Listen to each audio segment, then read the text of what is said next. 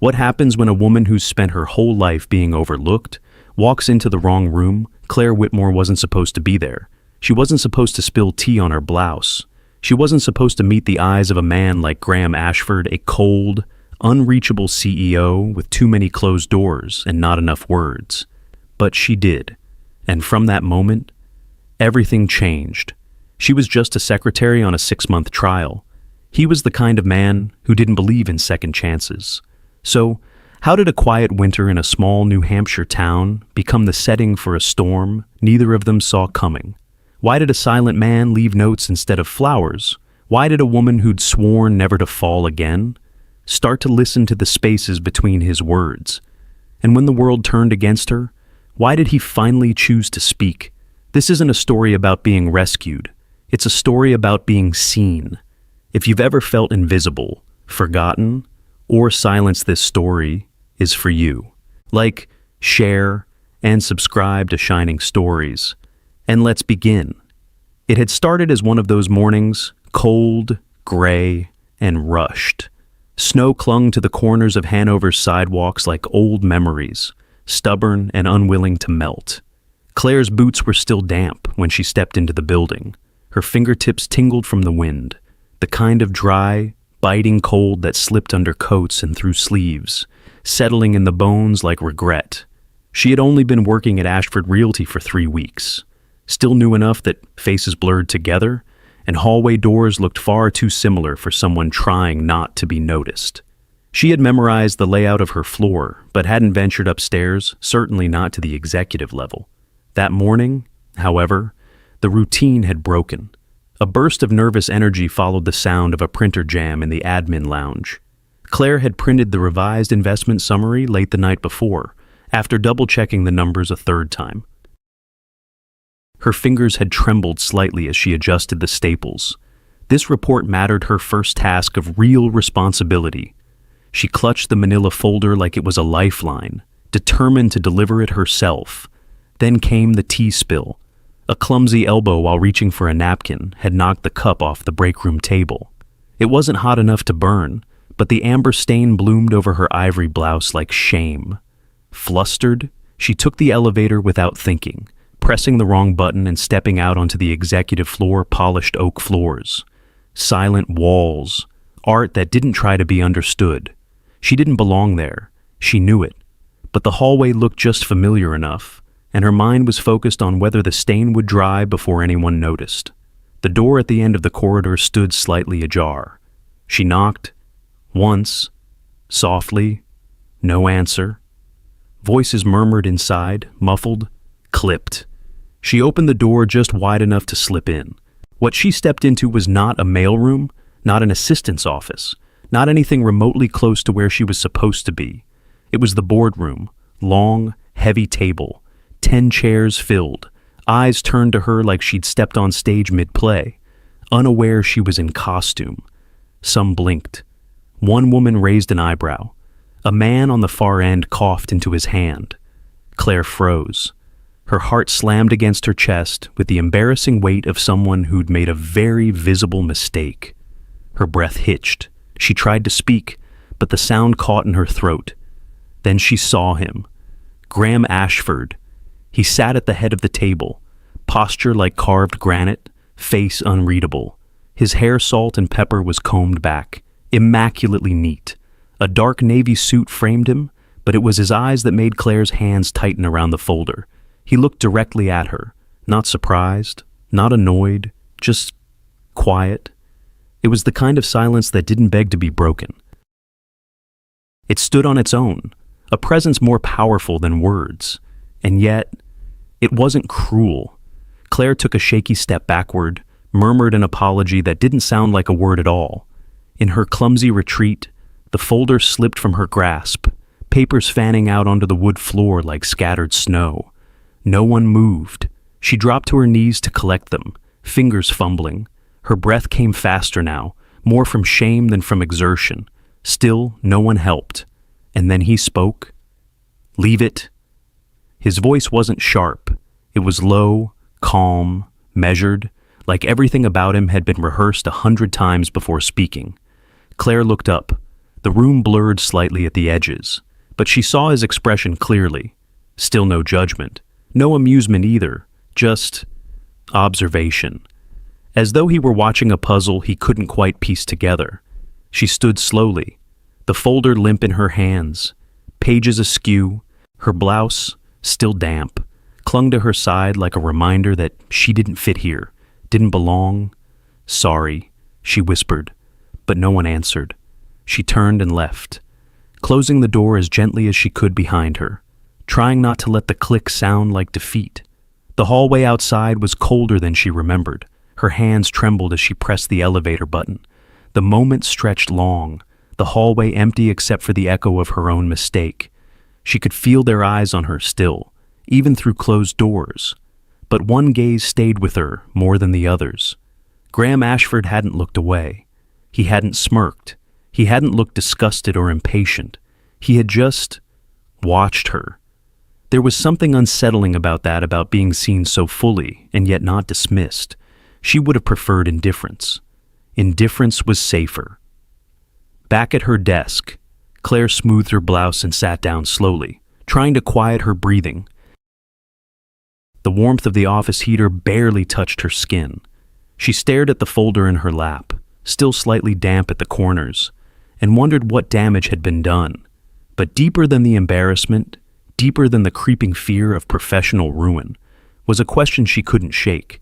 Why hadn't he looked away? Claire hadn't planned on starting over in New Hampshire, much less as someone's secretary at 35. But life, it seemed, rarely consulted her plans.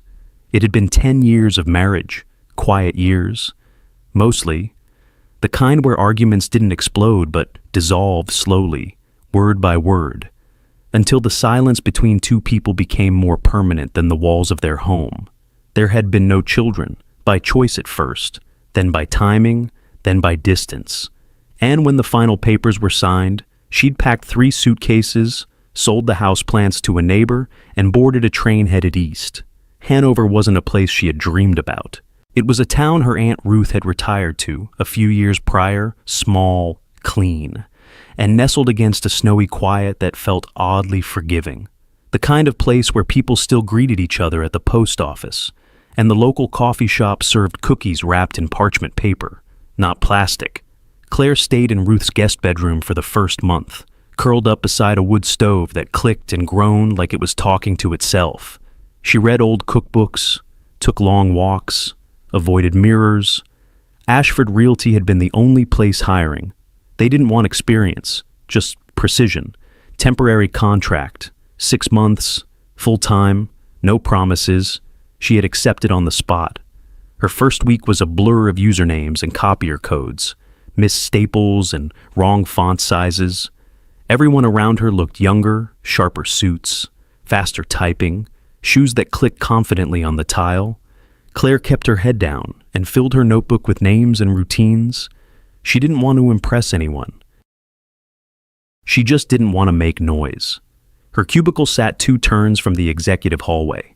Neutral tones, recycled air. She brought in a small lamp with a warm bulb and a coaster from her old home faded cork with a ring from too many coffee cups. It wasn't much, but it was hers. Each morning, she arrived 20 minutes early, not because it was required, but because the quiet helped her breathe. She'd wipe down her desk, double-check the day's task list, and organize the pending folders in the exact order of delivery. There was a rhythm in preparation, and Claire had learned to live inside rhythms. Her tasks began small meeting reminders, travel bookings, spreadsheet formatting. Then came the investor packets and the quarterly summaries. She read every document twice, sometimes 3 times, making sure commas sat exactly where they should, names spelled correctly. Even on second reference, she noticed Graham's name appeared often. Of course it did. He was the CEO, but there was something unusual in how others referred to him. Not just Mr. Ashford, but with tones that carried weight, like they were describing a building or a storm system. Some feared him, others admired him. No one seemed to truly know him. Claire never spoke to him directly that first week after the boardroom incident. He passed by her cubicle once, his footsteps silent despite the polished floors. She could feel his presence before she saw him. He didn't look at her, but her hand still trembled as she typed. In the second week, she began receiving small tasks directly from his office, a list of call times, a reprint request, then a handwritten note clipped to a memo, swap the chart on page 4. The rest is fine. She didn't recognize the handwriting at first, firm, slanted, no loops. But the signature was clear, G. Ashford. From that point, Claire began to notice the patterns. His schedule was always tight, but he never liked back-to-back meetings. He preferred bottled water, no ice, no lemon, and disliked cinnamon scents. She kept a sticky note inside her drawer with these details, never sharing them with anyone. By the third week, she had started preparing his folders the way she knew he would want them, even before the requests came in. Charts printed in grayscale unless color was vital, executive summaries on heavier paper stock, sticky tabs for quick navigation. The first time she saw one of her folders returned without edits. She stared at it for several minutes, as if expecting it to vanish. The others in the office didn't seem to notice her small wins. They didn't comment when her charts were praised in meetings or when her formatting was used in the latest pitch. But Claire noticed, and that was enough. She still ate lunch alone, usually at her desk, half a sandwich, one apple, and a thermos of lukewarm tea. But even those moments held a kind of peace she hadn't known in years. No one demanded anything of her here. No one raised their voice. And in the stillness, she began to feel something unfamiliar, steady. One Thursday afternoon, snow began falling around 3 p.m., soft and slow. Claire had just finished preparing the weekly briefing packet when she remembered something. Graham's schedule included a late call with the Singapore office. He often worked late on Thursdays, which meant he would be reaching for a drink sometime around 6:15 p.m. She stood quietly, walked to the kitchenette, and opened the small fridge. There it was, the water he preferred, the exact brand. She'd had to special order it once, when the office ran out. Now, she kept a few tucked behind the others.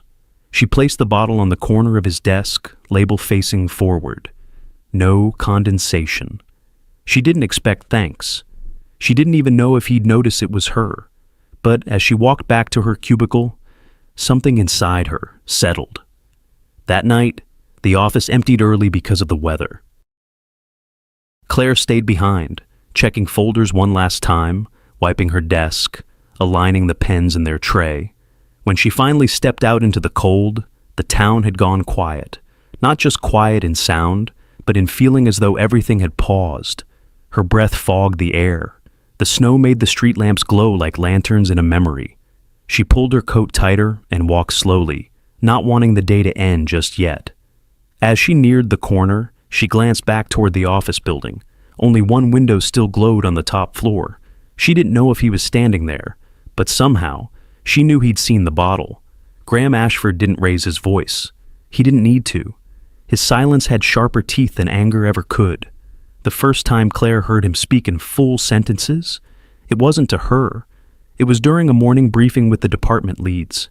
She had been sitting in the back, out of the way, fingers loosely wrapped around a lukewarm mug of tea. Graham stood at the head of the table, tall, still, with a presence that seemed to draw the air inward. He didn't gesture. He didn't fidget. His voice was low, smooth like polished stone, and people listened like the words carried weight beyond the numbers on the slides. He didn't tell stories. He issued conclusions. And when he stopped speaking, there was always a pause, as if the room itself needed a second to absorb what had just been said. Claire had never met someone so completely unreadable. People around the office had a name for him, Mr. Freeze.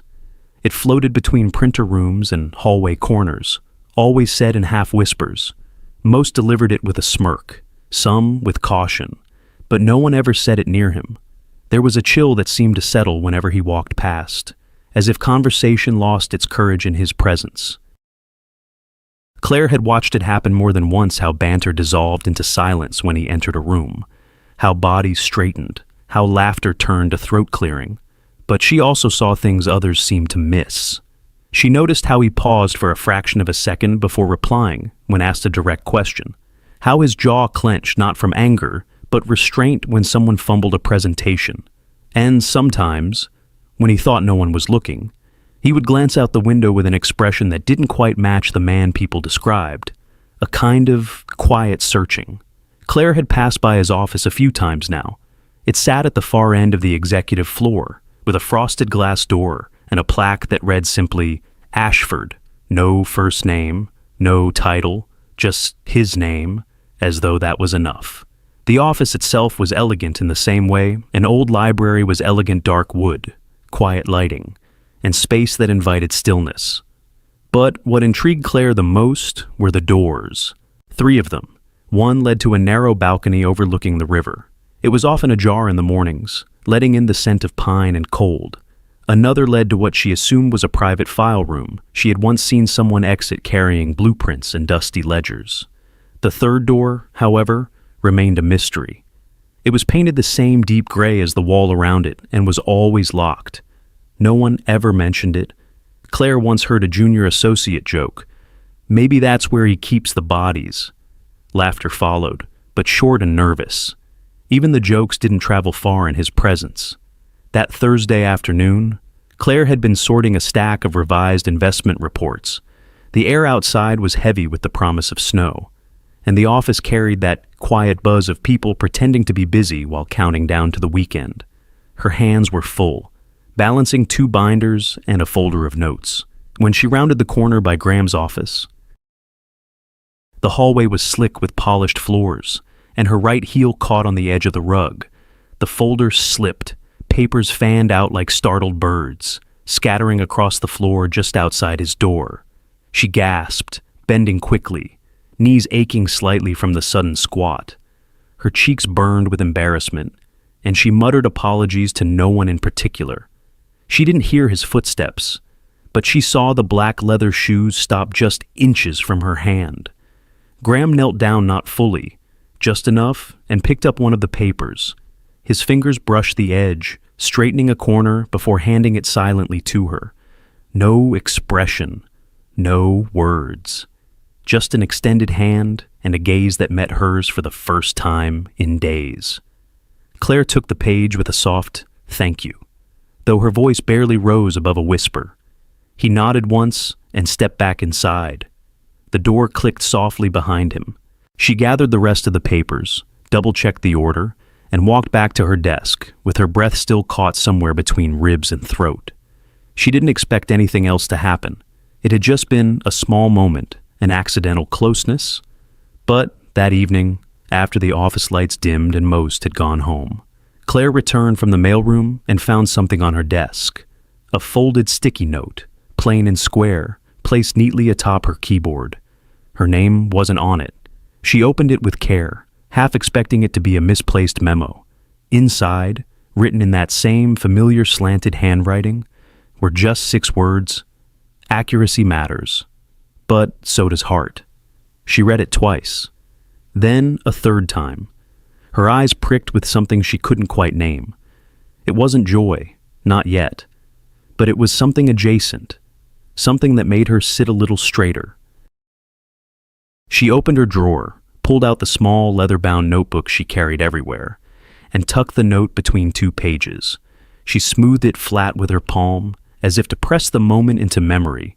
For the rest of the evening, she didn't speak to anyone, but her mind replayed that quiet exchange over and over, the brief brush of fingers, the silence that hadn't felt cold. She'd always believed there were 2 kinds of people in the world, those who talked and those who watched. But maybe there was a third kind, people who listened in silence, but not out of disinterest, people who saw more than they said. Storms had always reminded Claire of things she wanted to forget, not the loud, explosive kind that raged and vanished. No, she was used to the quiet ones, the kind that crept in on a whisper and stayed for hours, maybe days, the kind that tapped softly at windows and crawled into corners, bringing with them a chill that wrapped around your bones and stayed there long after the clouds had cleared. That Thursday night, the weather had turned the way it sometimes did in Hanover, without warning. By 4 p.m, the sky had gone a shade too dark for the hour, and the clouds hung low, heavy with something unsaid. People began to leave early, coats pulled tight, phones buzzing with storm alerts. Claire stayed behind. She always stayed later than she needed to. There was comfort in the quiet after hours, the low hum of machines winding down, the warm lamplight casting soft pools on her desk. It felt like she could finally breathe without performing. The rain came first, gentle at first, like a memory returning slowly, then harder, more insistent. Drops hit the windows in rhythmic bursts, syncing with the flicker of the lights overhead. The building's generator kicked in once, then again, causing the ceiling to buzz briefly before falling back into a hush. Claire stood at the small office kitchenette, cradling a chipped ceramic mug between both hands. Her tea had long gone cold, but she liked the feel of the cup's weight.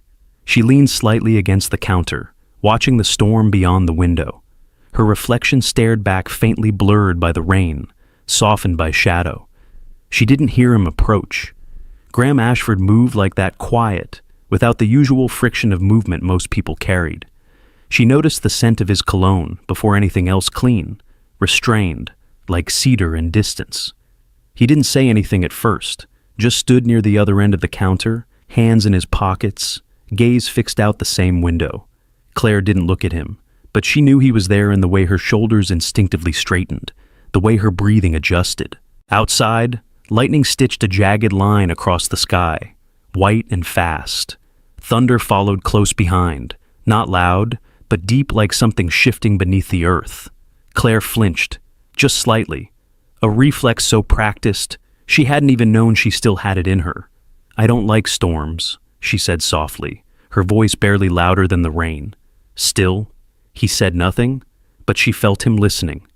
"My father," she began, then stopped. She hadn't meant to speak at all, but something in the air felt looser than usual, as if the storm had shaken something open. She tried again. "My father used to get loud when it rained. Something about the pressure," he said. "The storm would come in, and so would the anger. Doors would slam, drawers too, and I'd just sit there, hoping it would pass." Her fingers tightened around the mug. "I used to count between the thunderclaps, not because I was scared of the storm, but because it helped me not listen to the yelling." Still no response. But not out of apathy. Claire could feel it. Graham wasn't filling the silence, because he understood the weight of a story like that. A few more seconds passed. The room felt thick with memory. Then, finally, he spoke. "You don't have to flinch every time the thunder speaks." Claire blinked. It wasn't said with pity or condescension, just a quiet truth, dropped like a stone in still water. She turned slightly, finally meeting his eyes. He looked the same as always, composed, unreadable, but there was a softness in the line of his mouth, in the way his shoulders weren't so square tonight. Maybe it was the storm, or maybe it was just this moment, unspoken and unplanned.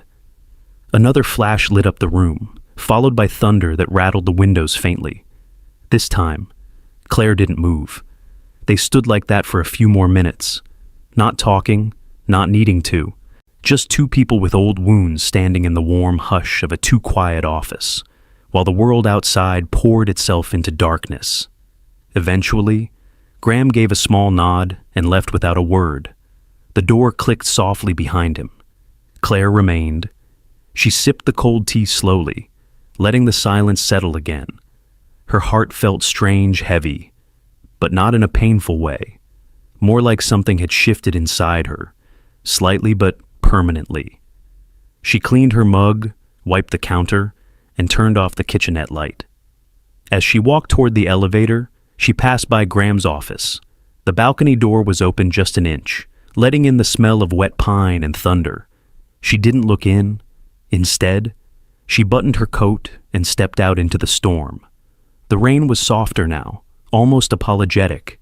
Streetlights glowed in long reflections on the pavement, and the wind had calmed. Claire walked slowly, letting the rain tap against her shoulders, soak the edge of her scarf. She didn't rush. She didn't curl inward. The thunder returned once more, farther away this time. She heard it clearly, but didn't flinch. It was supposed to be a simple trip, just a meeting, just 2 nights, nothing more. Claire had repeated that to herself at least a dozen times as she packed her small suitcase.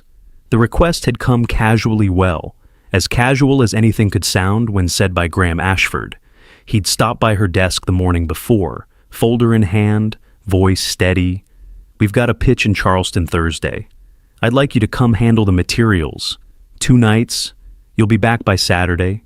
No smile, no pressure, just fact." Claire had blinked, surprised. Not by the trip itself, executive assistants occasionally traveled, but by the directness. He could have asked anyone. He could have had someone else prepare the documents, but he'd asked her. She wanted to say no. Not because she was unwilling, but because proximity scared her more than distance. At least from afar, she could pretend he didn't unsettle her, but she nodded, quietly, of course. And now? Here she was, standing in the polished lobby of the Charleston Hotel as the concierge gave an apologetic smile. "I'm afraid we've only got 1 suite left. 2 bedrooms, shared living space, high floor, river view." Graham had glanced at Claire. Unreadable. "That'll do," he said simply, signing the check-in form. Claire's heart had knocked against her ribs like it had lost its rhythm. But she followed him into the elevator, luggage in hand, words carefully tucked behind her lips. The suite was beautiful, understated, like everything Graham seemed to choose. Soft beige walls, dark wood trim, low amber lighting. 2 doors led to separate bedrooms, but between them sat a shared space with wide windows, a muted rug, and a small kitchen tucked beside a round dining table. Claire went to the far bedroom silently, unpacking with the precision she always carried into unfamiliar places. Everything in its place: notebook on the nightstand, chargers by the lamp, slippers tucked under the chair. She changed into soft slacks and a cotton blouse, then gathered the project binder and stepped out to the living room. Graham was already there, seated on the far end of the couch. A tray sat on the coffee table kettle, 2 porcelain cups, and a jar of loose tea. Claire paused. He glanced up. "I figured tea might help," he said. Then, softer, "It's going to storm tonight." As if on cue, thunder rumbled far off, low and slow, like something ancient turning in its sleep. Claire sat across from him, placing the binder between them. They didn't speak for a while. She worked through the documents, sliding pages to him for review. Occasionally, he pointed to a line, tapped a number, or made a small note with his pen. The room was filled with the quiet sounds of paper, rain beginning to tap the windows, and the soft hiss of the kettle. When the tea was ready, Graham poured it without asking. He handed her the cup, gently thumb, just grazing the porcelain. It was warm and fragrant, the kind of tea that smelled like old bookstores and cinnamon. Claire cradled it with both hands. "My mother used to make this blend," he said, staring out the window. "Lemon verbena, a little rosemary." She said it calmed her nerves, especially during storms. Claire looked at him, surprised. She used to hold the cup in both hands. He continued, even when it was too hot to touch. Said it reminded her to breathe slowly. There was something in his voice that she hadn't heard before. Not softness exactly, but distance, as if the memory had floated up without permission. Claire didn't ask questions. She just listened. The storm outside deepened. Rain fell harder now, streaking the glass like whispers. Lightning danced in the distance. The walls of the suite glowed gold under the lamplight, shadows shifting gently. Claire leaned back, letting herself exhale. Then came the thunder, this time louder, closer. She flinched, not visibly, not dramatically, but enough that her cup rattled slightly in its saucer. Graham noticed. He rose without a word, disappeared into the hallway, and returned with a soft hotel throw. He draped it over her shoulders gently, smoothing it across her arms. Then he sat beside her, not close enough to touch, but closer than they had ever been. For a long time, neither spoke. They just sat her with the tea, him with his hands loosely folded, both of them looking out into the storm. And in that silence, something changed. Not dramatically, not loudly, just a small shift in air, like two ships, drifting closer in the same current without even realizing it. Claire didn't know how long they sat there. Time felt different in that space, less urgent, less measured. At some point, her breathing slowed, the thunder came again. And this time, she didn't flinch. Her eyes grew heavy. She curled one leg under her, holding the tea close to her chest, blanket warm around her. The hum of the storm became a lullaby. She wasn't thinking about work, or the pitch, or even the strange arrangement of two people sharing a suite they hadn't chosen. She was thinking about the way he had said, "It'll do," how he had poured tea without asking, how he hadn't filled the silence with meaningless words, how, in all his reserve, he had noticed the smallest shiver in her spine and answered it. And for a moment, Claire let go of the walls she always kept between herself and others. She closed her eyes. She didn't know if he was still sitting there, but as sleep gently pulled her under, she thought, if he is, I hope he stays. By morning, the silence between them had grown legs and followed Claire all the way home. The ride back from Charleston had been quiet, far too quiet for two people who had once shared a storm and a pot of tea. Graham had said nothing beyond the necessary logistics. No mention of the trip, no glance her way. Not even a parting nod as he stepped into the elevator ahead of her at the Hanover office. Claire had stood there for a second too long, still holding her laptop bag, heart thudding as if it had missed a memo. Had she imagined it? The warmth of that suite, the shared memory of his mother's tea, the way he'd placed that blanket on her shoulders, like a promise with no words. Maybe she had. Maybe everything that felt tender in the dim amber light had evaporated under the cold fluorescent glare of Monday morning. Back in her cubicle, the world resumed its rhythm. Phones rang, mice clicked, printers groaned. Claire sat stiffly, eyes darting between inboxes and meeting requests, fingers pausing slightly longer than usual above the keyboard. Her blouse still carried a faint trace of the hotel's linen spray, and she could swear the scent made her stomach turn, not from nausea, but from remembering. At 10:15, Graham's assistant forwarded her a new timeline for Thursday's board prep. No good morning, no thank you for last week, just the task and the deadline. Her name felt hollow on the header line. She stood to retrieve a file from the shared printer, walking slower than usual, her shoes soft against the carpet. As she reached for the folder, she heard it. Two voices, female, whispering, but not well. I mean, come on. You don't just bring your secretary to Charleston unless A, pause, a laugh, clipped and sharp, classic favoritism. Bet she didn't even book her own flight. Claire's hand tightened around the folder's edge. She didn't move, didn't breathe. Her name wasn't said, but it didn't have to be. There weren't many secretaries who had gone to Charleston. In fact, there had only been one. She returned to her desk, each step feeling louder than it should. Her inbox blinked again. Subject line, pitch room, logistics. From Graham, brief, clinical. The man who had once spoken of lemon verbena and rosemary was now speaking only in bullet points. And yet her heart twisted at the fact that she still checked every line twice, still read into the timing of his emails, still waited for meaning in the spaces between his words.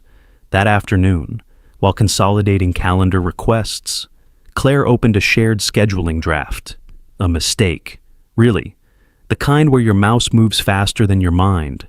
But there it was, an old draft, half deleted but still cached in the system, showing Graham had moved a key investor meeting from Friday to Wednesday. The same week he'd taken her to Charleston. The change had required 3 reschedules. 2 executives moved their flights. She stared at the screen. The meeting could have happened Friday. He'd changed it so it wouldn't, so they could leave Thursday. She sat back in her chair, cold creeping into her chest like a slow leak. Not because she felt special, but because she suddenly felt visible for the wrong reasons. The whispers made more sense now, and they hurt more, too. By 5. Claire still hadn't spoken to Graham, not a single word exchanged since the trip. She had passed him once in the hall. His gaze was forward, his steps steady, his expression unreadable, not even a flicker, as if she were no one. Back home, she didn't turn on the lights right away. The apartment felt too full of noise, even in its silence. She slipped off her shoes, laid her bag on the chair, and walked straight to the small bathroom. The mirror above the sink was speckled with condensation from the cold. She looked into it as if searching for someone else's reflection. Her face looked the same, hair a bit flat from the day, eyes tired but clear. But inside something had cracked, not from the email, not even from the whispers, from the silence. The silence that had once felt warm beside the storm was now something else entirely. It was distance, deliberate. Claire leaned in closer, resting both palms on the edge of the sink. Her reflection didn't blink. She thought of leaving, thought of what it would mean to pack up again, start over, find another job in another town with fewer eyes and fewer stories. But she didn't move, not yet. Instead, she whispered into the quiet, "I don't know how long I can stay." There are words that live in drafts, never sent. Claire had written hers 3 times now. Each version began the same way: "Dear Mr. Ashford, I'm writing to formally resign from my position at Ashford Realty." And each time, she would pause there, staring at the line like it might blink back at her. The words looked professional, measured, appropriate. But to Claire, they felt like surrender. She would read the sentence aloud in her head, then delete it word by word, sometimes starting over, sometimes letting the cursor blink in place for several minutes before she closed the file entirely. It wasn't that she wanted to leave, not really, but the silence was unbearable. Ever since Charleston, Graham had been Graham again. No warm glances, no quiet gestures, just bullet point emails and calendar changes and hallway nods that didn't quite land. He hadn't mentioned the trip, not once. He hadn't said anything about the blanket, or the tea, or the way they had sat side by side, breathing into the storm like they shared lungs. And maybe they hadn't. Maybe it had only been her. Claire closed her laptop, stood, and moved toward the small shelf by her window. Outside, the branches swayed in a light breeze, leaves catching the late afternoon light, like hands reaching for something they couldn't hold. She ran a thumb along the edge of the notebook where she'd taped the sticky note weeks ago. Accuracy matters, but so does heart. Did he even remember writing that? Or had it been nothing? The thought made her chest tighten, not from heartbreak, but from humiliation. That particular ache of wondering whether something sacred to you was just a passing convenience for someone else. At the office, things felt the same on the surface. Claire arrived early, took notes, organized folders, avoided small talk, but under the surface, everything had shifted. She moved more cautiously now, afraid that even her silence might be misinterpreted. She caught people watching her longer than usual. Whispers died when she entered a room. And Graham, he didn't seem to notice. Or maybe he did, and chose not to. That thought kept her awake most nights.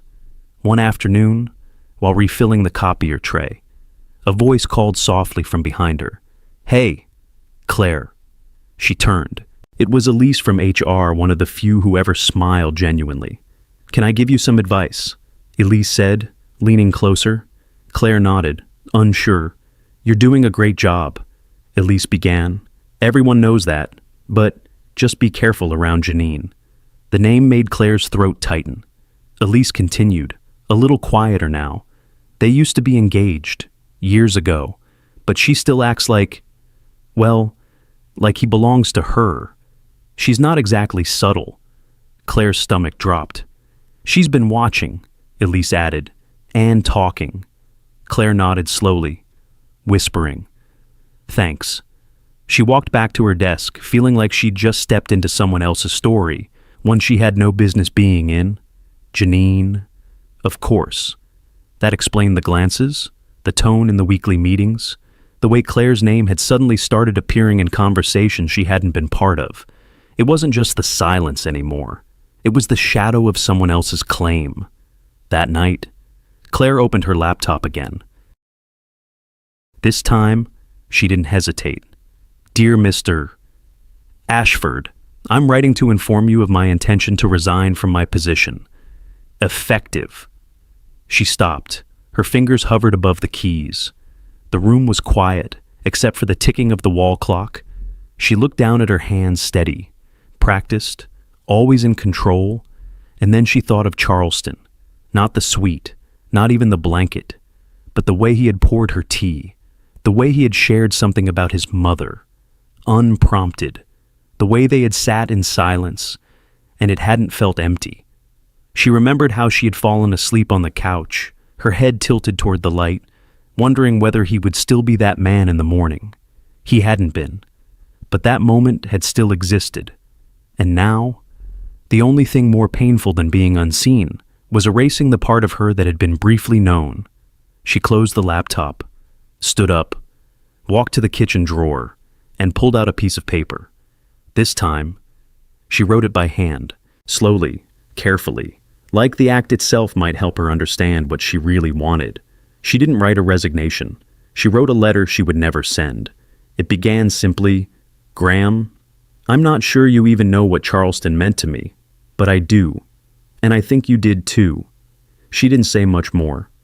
Just a few lines, then folded it into thirds, pressed it flat, and tucked it into the bottom drawer of her desk at home beneath a stack of old postcards and receipts. She didn't throw it away, but she didn't plan to give it to him, either. Some truths were meant to be kept, like breath in cold air seen, but never touched. The next morning, Claire woke up early, dressed in navy, no makeup, just chapstick. She walked to work with steady steps, the letter still folded where she had left it, but its weight following her like a secret. She didn't know what would happen next. But for now, she would keep showing up until the day she couldn't anymore. Some storms don't come with thunder, just a folder and a smile too sharp to be kind. It happened on a Wednesday. The boardroom was unusually full. Department heads, legal counsel, even 2 visiting partners from the Boston office. Claire had been asked to take notes, like she always was. She didn't mind. It gave her something to do with her hands, somewhere to look when the silence between her and Graham became too much.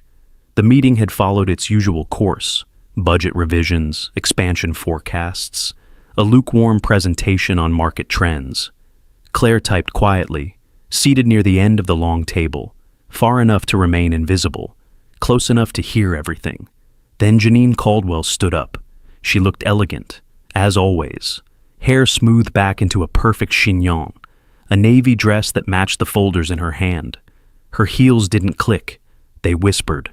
I have something that should be addressed before we move forward, she said, voice sweet as polished glass. Graham didn't look up from his notes. Janine opened the folder slowly, the motion deliberate. She pulled out a stapled packet 8 pages thick and placed a copy in front of each board member. It's come to my attention, she began, that there's been a serious breach of professional conduct. Claire froze. Janine continued, calm and methodical, specifically, favoritism and inappropriate use of company resources. She turned, just slightly, and met Claire's eyes with a smile so delicate it cut. There was a recent trip to Charleston, officially for business. But according to these hotel invoices, she tapped the first page, Mr. Ashford and his assistant, Ms. Whitmore, shared a suite. A low murmur rippled through the room. Claire couldn't breathe. They claimed 2 bedrooms, Janine added, voice flat now, but the reservation and room rate suggest otherwise. Another pause. Another smile. And since this trip coincided with a rescheduled investor meeting that affected multiple departments, I felt it prudent to bring this before the board. Claire's vision blurred for a moment. She looked at Graham. He didn't move. His eyes were locked on the packet in front of him, face unreadable, lips pressed into a firm line. He didn't speak. He didn't look at her. Not once. Someone cleared their throat. A chair shifted. Papers rustled, and then silence. Heavy, tense, cracking at the edges. Claire could feel the weight of every glance in the room, some curious, some judgmental, some already convinced. Her hands trembled in her lap. She couldn't find her voice, couldn't form a sentence. Her mouth was dry, her throat closed like a fist. She didn't know what hurt more, the accusation itself, or the fact that no one questioned it, not even him. She waited for Graham to speak, to lift his head, to say something, anything that might slice through the humiliation beginning to burn under her skin, but he didn't. Not even when someone asked, "Mr. Ashford, do you have a comment on this?" He looked up then. Briefly, his jaw was tight, his eyes colder than she'd ever seen. "We'll address it internally," he said. "Let's move on." That was it. No denial, no clarification, no mention of the 2 bedrooms, or the project binders, or the space they'd kept between them. Just cold professionalism and silence. Claire stood up, not loudly, not abruptly, just enough to be noticed. She gathered her notepad with fingers that barely worked, nodded slightly to the room out of some instinct for manners, and walked out. No one stopped her. She didn't cry. Not yet. She walked down the hallway with practiced grace, each step more painful than the last. The fluorescent lights buzzed faintly overhead, casting long shadows on the floor. Her heels clicked no longer whispers, but echoes. Inside the restroom, she locked the stall and sat down on the closed lid. Only then did the tears come, quiet, controlled, a stream, not a storm. She covered her mouth with both hands, as if the sound might betray her further. In 10 minutes, she washed her face, fixed her hair, and walked back to her desk like nothing had happened. But something had, something she couldn't unhear, couldn't unfeel, couldn't forget. That evening, her apartment felt too still. She didn't take off her coat right away, just stood in the kitchen, letting the silence press in from all directions. She opened her laptop. This time, she didn't hesitate. "Dear Mr. Ashford, I am writing to formally resign from my position at Ashford Realty. Effective." She stopped, not because she doubted, but because her hands shook. She reached for her notebook, the one with the sticky notes still tucked between pages. Accuracy matters, but so does heart. What a cruel thing to say. Now, she closed the book.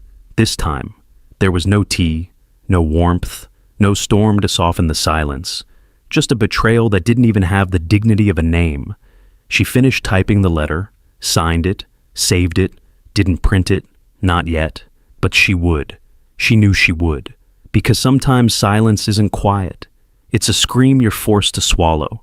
Snow had fallen overnight, covering everything, but it couldn't cover the ache in Claire's chest. The world outside her window looked soft, almost kind, blanketed in white like a fresh page. But inside her, nothing felt clean or new. There was only the heaviness of what had been said, and what hadn't. She had woken early, before the sun had fully risen, before the sidewalks had been salted or the roads cleared. Her apartment was still half dark, the heater humming low, her breath visible in the kitchen light as she brewed a pot of tea she didn't intend to drink. The resignation letter lay folded beside the teapot. Plain white envelope, her handwriting small but steady on the front. To Mr. Graham Ashford, from Claire Whitmore. There were no flourishes, no hesitation, no second note hidden beneath. She slipped on her boots slowly, tugged her coat tight around her. Scarf, gloves, hat. The movements were mechanical now, one after another, like closing chapters. Outside, the snow came up past her ankles in places. The streets were quiet.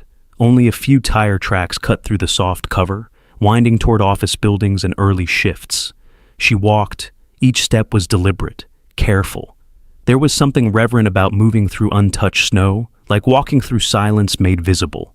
When she reached the building, the front lobby was still dark. Security lights glowed blue near the elevators. She didn't stop.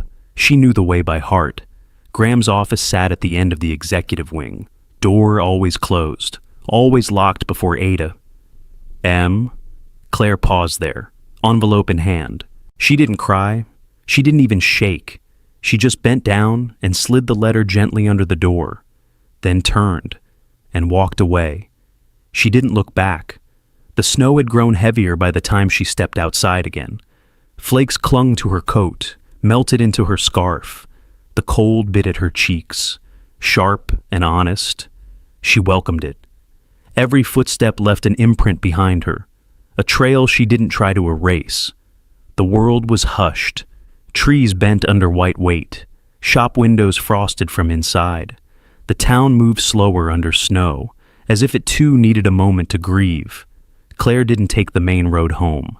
She turned down a side street narrow and lined with old brick homes, each with wreaths still hanging from the holidays. A few porch lights flickered softly, fighting the gray morning.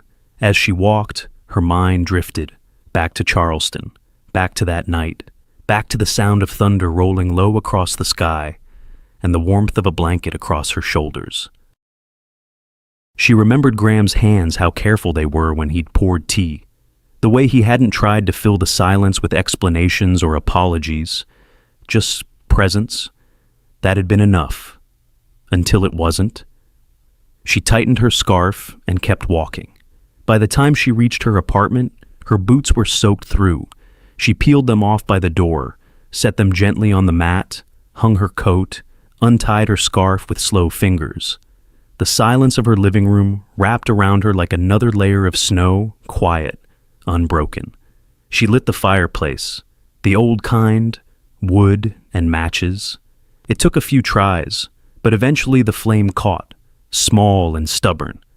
The kettle whistled from the kitchen. Claire poured herself a cup of tea, not from the new blend she kept for guests, but from the old tin her mother had once favored. The label had faded, the lid dented at one corner. She didn't care.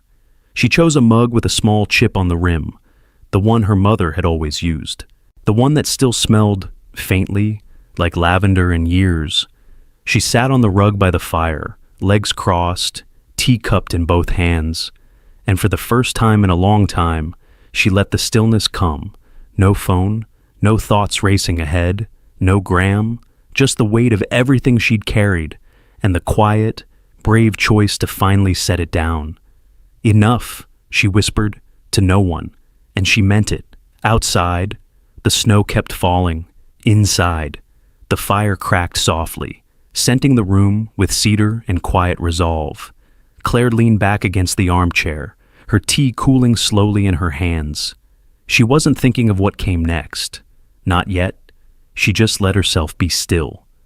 Then, a sound, not loud, not frantic, just a knock. 3 soft raps at the front door. She looked up, startled. For a moment, she wondered if she'd imagined it, but then it came again clearer now, insistent only in its presence. Claire stood slowly, the tea forgotten on the floor, the fire flickering behind her, the snow still falling outside. She walked to the door, hand on the knob, breath caught, and waited. He hadn't come for apologies. He came for the truth. When Claire opened the door, snow still clung to her porch steps. The air outside was hushed, like the world had paused just long enough to hold its breath.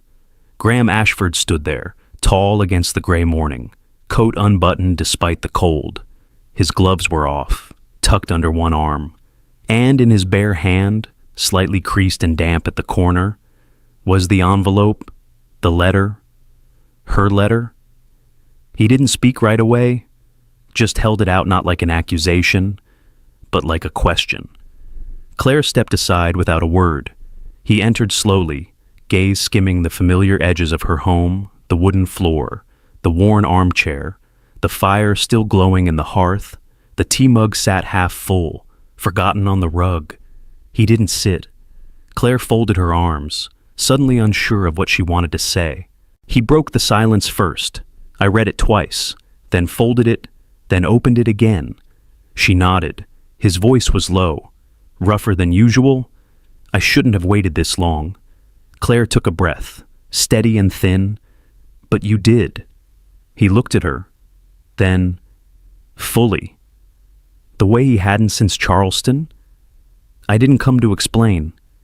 He said, I came to tell the truth. She raised an eyebrow. About what? About why I didn't defend you. About why I let that room sit in silence. Claire swallowed, hard. Her heart ached with the echo of that day. I thought it was shame, she said, or guilt. It was fear, he answered quietly.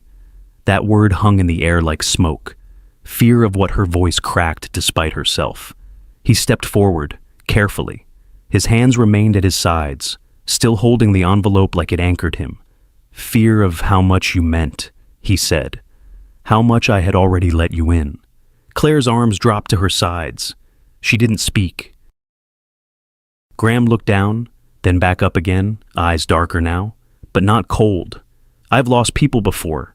My mother, first, cancer. I was 26. She was the only person who ever softened me. Then my fiancé left, said I was too closed off, too distant. She wasn't wrong. Claire listened, no judgment in her expression, only stillness. After that, he continued. I stopped letting anyone close, not even professionally. I built walls inside walls, doors no one had keys to, until the fire popped behind them, one sharp crack like punctuation. You walked into a room you weren't supposed to enter, he said, and suddenly, everything was rearranged. Claire looked down at her hands. They were clasped tightly, knuckles pale. I wasn't trying to change anything, she whispered. I know, he said. Silence stretched again, but it wasn't empty. It was full of everything unsaid. Claire finally asked, so, why didn't you speak up when it mattered? Graham looked at her, this time with something more vulnerable behind his eyes. Because I wasn't ready to admit what it meant. Not to them, not even to myself. She let out a breath, half laugh, half pain. You thought silence would protect you, and I didn't realize, he said gently, that it would hurt you instead. Her throat tightened. It did. Graham stepped back, just slightly. I don't expect forgiveness, he said, and I won't ask you to stay. You don't owe me that. Claire blinked, tears brimming but unshed. But I needed to tell you, he said, that your presence in my life wasn't a favor, or an accident, or something I took for granted. He placed the letter on the side table. I didn't fall for your work ethic, or your organization skills, or your tea preferences. Her breath caught. I fell, he said softly, because in a world full of closed doors, you never asked to be let in. You just showed up, and somehow, that was enough. Claire looked at him, her face trembling now, not with anger, but with the fragile weight of understanding. I hated you, she said quietly, for leaving me to drown in that room. I know, but I think, she paused, I think I hated myself more for believing you'd never do that. Graham stepped closer. You were right to believe better of me, he said. I just wasn't ready to be that person yet. The tears came then, soft and slow, not from betrayal, but from recognition. She wiped them quickly. Why now? He didn't answer right away, then reached into his coat pocket and pulled out a small folded piece of notepaper. Claire took it carefully. He said, I wrote that last night. I didn't know if I'd leave it at your door, or hand it to you myself. He turned toward the exit, stepping quietly. I'll go now, he added, pausing at the door. But I meant every word. The door closed behind him with a soft click. Claire stood still. She unfolded the note, 4 words, written in his careful, slanted hand. You made me want to open windows again. Her hand covered her mouth. She didn't cry. Not this time. She sat down by the fire, the letter in her lap, the silence no longer heavy, just full. By Monday morning, Claire thought she'd let go. She was wrong. She had come into the office with her head high, her heart sealed in something steady and quiet. The air outside was crisp, the sidewalks finely clear of snow. It felt like an ordinary day until it didn't. At 8:45, an all-staff email arrived. Subject company-wide meeting, 9:00 a.m., Main conference room, mandatory attendance. Claire's stomach sank. She wasn't the only one who felt it. The whispering began almost immediately. Shoes clicked faster on the tile. Coffee cups sat untouched. Doors opened and closed with nervous rhythm. She followed the others to the conference room, her steps even, but her hands were cold. Inside, the room was already filling.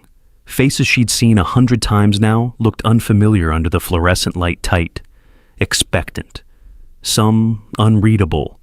She took a seat near the back. Janine was there, lips painted, posture perfect, eyes unreadable. Graham wasn't, not yet. The door closed at exactly 9:00. Then he walked in. No assistant, no folder, just him, in a charcoal suit and the kind of stillness that commanded the room without effort. The murmurs died instantly. He moved to the front, not behind the podium, but beside it. Claire held her breath.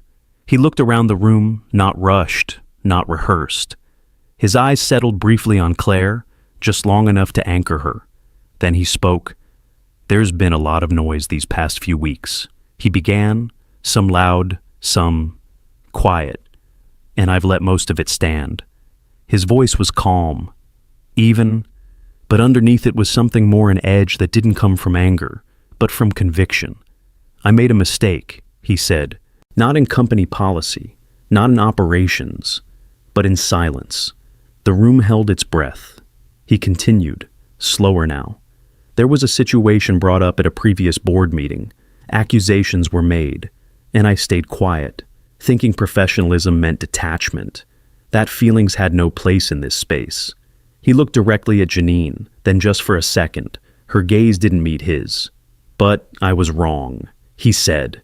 Claire's heart pounded. "I was wrong," he repeated, voice firmer, to let my fear of perception override the truth.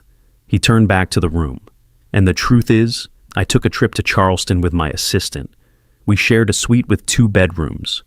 We worked late into the night. We didn't cross any lines except the one where something started to matter." Claire's hands trembled slightly in her lap. He took a breath. "I didn't abuse my position.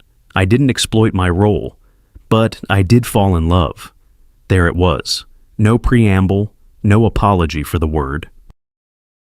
"I fell in love with someone who showed up when she didn't have to, who stayed kind in rooms that weren't kind to her, who brought not just competence, but grace." The silence in the room shifted. It wasn't tense anymore. It was reverent. I didn't say this earlier because I was afraid it would cost me something. Respect, control, image. But what it nearly cost me was far more important. He turned toward Claire fully now. And that's her. Her heart was pounding so loudly she thought it might drown out his voice. "I'm not making this announcement to win approval," he said, "or to excuse silence. I'm saying it because she deserves someone who would stand up not just in private, but when it counted." His gaze didn't leave her. "I made a mistake staying silent, but not loving her. That was never a mistake." Someone inhaled sharply. A pen dropped. No one spoke. Claire felt her chest rise, fall. Rise again, like learning how to breathe in a new way. Janine stood suddenly. She didn't say a word, just gathered her notebook and walked toward the door with carefully measured grace. No one stopped her. No one looked away from Graham. When the door clicked shut behind Janine, the room remained still. Graham didn't say anything more. He didn't have to. He gave Claire one last look, a look without pressure, without expectation, just a space, an invitation. Then he stepped back, letting the silence settle where his voice had been. Claire didn't speak. She couldn't. But she stood slowly, not rushed, not shaky. And she nodded. Just once. It was enough. Because sometimes a nod is louder than words. Sometimes it means I see you. I believe you. I'm still here. And in that quiet moment, surrounded by walls that had once felt so cold, Claire realized something had shifted, not just in the room, but in her. Trust had taken root again, not because of a grand gesture, but because someone had finally stood still, turned around, and said her name with honesty. She didn't smile, not yet, but something in her eyes softened, and Graham saw it. Whatever came next, they would carry it not as proof, but as presence, not as spectacle, but as something real, something worth standing up for. She had always felt invisible in rooms that mattered, not anymore. It had been a quiet week. Claire didn't return to the office, not officially. No announcement was made, no email sent, but her badge still worked. Her name hadn't been removed from the staff directory. No one asked her to stay away, and no one rushed her to return. Instead, a handwritten invitation arrived in her mailbox. Winter Gathering, Ashford Realty, Friday at 6:30 p.m. venue, the Old Mill House. No signature, just a folded note inside. You're still part of this. She recognized Graham's handwriting. Friday came with the kind of cold that painted everything in silver. The air was still, the sky overcast. Snow was expected again by nightfall. Claire stood by the window in her apartment, the hem of her dress brushing her ankles. Deep green velvet, simple, classic. Ruth's brooch at her collar. She hadn't worn it in years. At exactly 6 Onger headlights cast a soft glow across her porch. Not a driver, not a car service. Graham. He stepped out, coat buttoned high, a scarf tucked beneath. No suit jacket tonight, no briefcase, just the man who had once folded her resignation letter like it was something fragile. Claire opened the door before he could knock. For a moment, they just stood there, not as boss and employee, not as scandal and defense, just two people. You look, he began, then stopped, not because he couldn't finish, but because words felt too small. She smiled gently. You too. He didn't reach for her hand, didn't rush her down the steps. He just walked beside her. The road to the Old Mill House was lined with lanterns, soft yellow light spilling onto snow. Inside, the wooden beams were strung with garlands and pine. A fire crackled at the far end of the room. People mingled, laughed. Some glanced at her when she entered, but not with judgment, with curiosity, and, perhaps, something else. Recognition. Claire moved through the crowd slowly. Familiar faces greeted her. Some nodded, some smiled. Some offered small words like, "Glad you came," or "Nice to see you again." But no one whispered behind cupped hands anymore. Graham stayed nearby, never too close, never too far. When the music softened and the murmurs dimmed, someone called for the annual toast. Graham stepped up to the small platform, not with notes, not with a speech, just a glass in hand and a calmness in his posture. "Good evening," he began, voice steady. "Thank you all for coming. This year has been different." A few polite chuckles, but also important. He glanced briefly across the room, eyes landing, briefly, on Claire. "This year, I learned something I should have known sooner, that success doesn't come from never making mistakes, but from being willing to grow past them." A pause. "This year, I found something more valuable than any deal, any contract, any quarterly report." He smiled not wide, but true. A reason to hope again. The room was still. And Claire. She smiled too. Not for show, not because anyone was watching, but because something warm moved through her chest, like sunlight cracking through frost. The toast ended. Glasses clinked. Music rose again.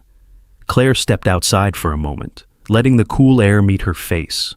The sky had begun to snow just lightly, flakes dancing in the amber porch light. She wrapped her coat tighter around her shoulders and turned toward the railing. Graham found her there, minutes later. He didn't speak. Just stood beside her, their elbows nearly brushing. They watched the snowfall together. "I'm not asking for anything," he said quietly. "Not tonight, not even tomorrow." Claire didn't answer. "I just wanted you to know," he continued, "that when you walked into that boardroom and into my life, I didn't realize you were what I'd been waiting for." She closed her eyes for a breath and opened them again with clarity.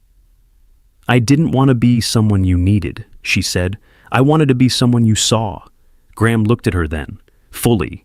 "You were," He said, "You are." She didn't cry, not this time.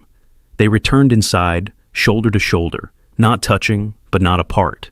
And in the low light of the evening, under garlands and laughter, Claire opened her small leather-bound notebook. Inside, 3 folded notes, one from the first time he'd helped her pick up scattered papers. Accuracy matters, but so does heart. One from the day he didn't speak, but left a tea bag in her cup. "Your steadiness is the calm this place needs." And the last, tucked beneath the flap, from after he walked away from her door. "You made me want to open windows again." She hadn't been rescued. She had been seen, and that made all the difference. Later that night, as she walked home beneath a sky now glowing faintly with snowfall, Claire felt something shift. Not everything had healed, not everything would, but the cold didn't bite so hard, and the silence didn't press in so close.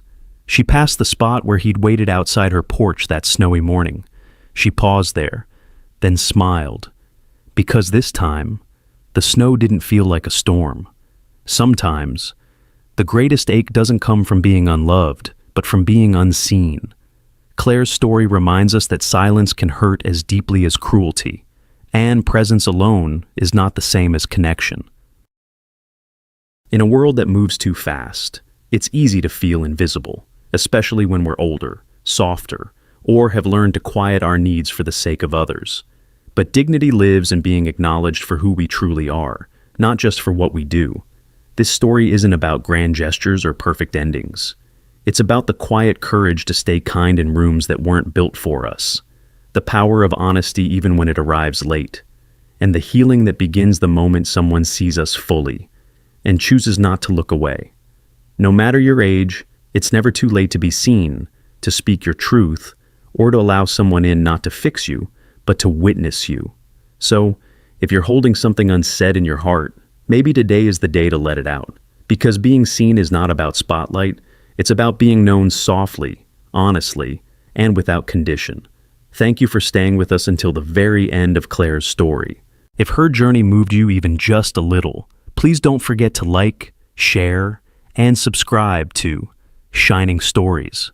Every story we tell is meant to touch a quiet corner of your heart. And with your support, we'll continue bringing more voices, more healing, and more light to the world.